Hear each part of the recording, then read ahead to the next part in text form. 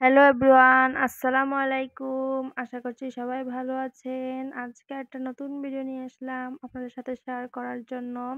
আজকে আপনাদের সাথে শেয়ার করব কিভাবে গাজর ফ্রোজেন করতে হয় আর কিভাবে নরমাল ফ্রিজে কাঁচামরিচ রাখলে ১ মাসের মতন কাঁচামরিচ ভালো থাকবে, সহজে নষ্ট হবে না। তো আগে গাজর ফ্রোজেনের ভিডিওটা আপনাদের সাথে শেয়ার করছি। তো গাজরের আমি ছিলকা ছাড়িয়ে নিচ্ছি। গাজরগুলো আমি আগে থেকে বেশ ভালোভাবে ধুয়ে নিয়েছি। তারপর ছিলকা ছাড়িয়ে নিচ্ছি। গাজর দিয়ে কিন্তু বিভিন্ন নাস্তা আইটেম তৈরি করা যায়।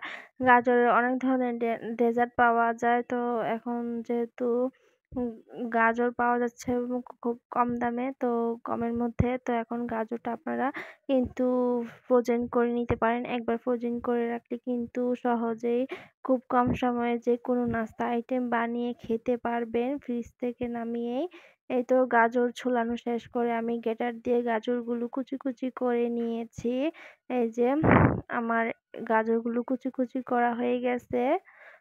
গাজরটা যদি ফ্রোজেন করে রাখেন তাহলে অল্প সময়ে কিন্তু আপনারা যেকোনো নাস্তা বানিয়ে খেতে পারবেন খুব সহজেই। তো আর কাটাকাটির ঝামেলাটা থাকবে না।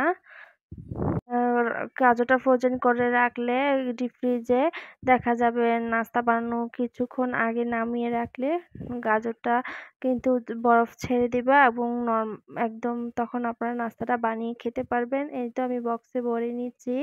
অনেকে দেখা যায় হালকা ভাপ দিয়ে রাখে বা অনেক রকমের রাখে। ভাপ দিয়ে রাখলে বা সিদ্ধ করে রাখলে আমি মনে করি এতে যে সবজির যে একটা পুষ্টি তারপরে এটা নষ্ট হয়ে যায়, সেটা পানির সাথে সব চলে যায়। তার জন্য আমি এভাবে কুচি করে কেটে নিয়ে শুধু বক্সে ভরে তারপর ঢাকনা দিয়ে ডিপ ফ্রিজে রেখে এভাবেই আমি সংরক্ষণ করে থাকি। এতে পুষ্টিটাও থাকে, গাজরের যে একটা স্বাদ সেই স্বাদটাও থাকে এবং কালারটাও কিন্তু নষ্ট হয় না। উম এই তো। আর ঢাকনাটা দেওয়ার সময় খেয়াল রাখতে হবে বাহিরের কোনো বাতাস যেন না ঢুকে। ভেতরে ভালো করে ঢাকনাটা লাগিয়ে নিতে হবে। আর গাজর দিয়ে অনেক রকমের নাস্তা আইটেম বানানো যায়। তো এইভাবে ফ্রোজেন করে রাখতে পারেন বিভিন্ন ধরনের নাস্তা বানিয়ে খাওয়ার জন্য। এই তো আমার গাজরটা ফ্রোজেন করা হয়ে গেছে। আমি ডিপ ফ্রিজে রেখে দিব। তো এখন আপনাদের সাথে শেয়ার করছি কিভাবে কাঁচামরিচটা নরমাল ফ্রিজে রাখলে আপনারা ১ মাস ১.৫ মাসের মতন রাখতে পারবেন। নষ্ট হবে না। কাঁচামরিচ আনলে দেখা যায় ২-১ দিনের মধ্যে নষ্ট হয়ে যায় বা কয়েকটা পচেও যায়। তো কিভাবে রাখলে নরমাল ফ্রিজে মরিচটা একদম পচবে না, এখন সেটাই শেয়ার করব। প্রথমে মরিচের ডেটুগুলো ছাড়িয়ে নিচ্ছি। সবগুলো মরিচের আমি ডেটু ছাড়িয়ে নিব। কাঁচামরিচ কিন্তু এখন কমের মধ্যে পাওয়া যায়। আপনারা এভাবে বেশি করে যদি কাঁচামরিচ ফ্রোজেন করতে চান, ডিপ ফ্রিজে ফ্রোজেন করতে পারেন। যেমন পাকুড়া বা কোনো নাস্তায় ব্যবহার করলে কুচি কুচি করে কেটে নিয়ে ডিপ ফ্রিজে ফ্রোজেন করতে পারেন বা আ মরিচ ব্লেন্ডারে ব্লেন্ড করেও কিন্তু ফ্রোজেন করে নিতে পারেন ডিপ ফ্রিজে। তারপর তরকারির জন্য যেভাবে কাঁচামরিচ ফালি ফালি করে কেটে নেওয়া হয়, সেভাবেও ফালি ফালি করে কেটে বক্সে নিয়েও কিন্তু ফ্রোজেন করতে পারেন। তো আমি কাঁচামরিচটা নরমালে রাখবো, যেহেতু কাঁচামরিচগুলো দেখা যায় ২-১ দিনের মধ্যে নষ্ট হয়ে যায়, সেজন্য।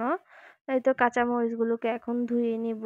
তো ডিপ ফ্রিজে যদি অনেক দিনের জন্য ফ্রোজেন করতে চান, কাঁচামরিচগুলো ডেটু ছাড়িয়ে ভালো করে ধুয়ে তারপর শুকিয়ে নিবেন। তারপর ব্লেন্ড করে রাখলে ব্লেন্ড করে নিবেন। না হলে কেটে রাখলে কেটে রাখবেন বা কেটে রেখে দিবেন। বক্সে একটা টিস্যু দিবেন, দিয়ে মরিচগুলো রেখে তারপর উপরে টিস্যু দিয়ে আবার ঢাকনা দিয়ে এভাবে রেখে দিতে পারেন। তো অনেক রকমভাবে রাখা যায়। আপনারা চাইলে ব্লেন্ডারে ব্লেন্ড করেও রাখতে পারেন। রাখলে আপনার যতটুকু লাগবে ততটুকুই কেটে কেটে দিতে পারবেন। দেখা যাবে কাটাকাটির ঝামেলা ছাড়াও কাঁচামরিচটা রান্নায় ইউজ করতে পারবেন যদি ব্লেন্ড করে রাখেন। আবার এভাবে ধুয়ে ভালো করে ডেটু ছাড়িয়ে ধুয়ে যদি আপনি ফালি ফালি করে কেটে রাখেন বক্সে করে, তারপর আপনার যখন রান্না করবেন তখন আর কাটাকাটির ঝামেলাটাও থাকবে না। এভাবে করতে পারেন। তো আমি যেহেতু আজকে দেখাবো কিভাবে নরমাল ফ্রিজে রাখলে নষ্ট হবে না। এই যে ধুয়ে আমি শুকিয়ে নিয়েছি কাঁচামরিচগুলো। কাঁচামরিচ গায়ে কিন্তু একটুকু পানি নাই। তারপর আমি বক্সে টিস্যু রেখে দিয়েছি। টিস্যু দিয়ে এখন কাঁচামরিচগুলো রাখতেছি।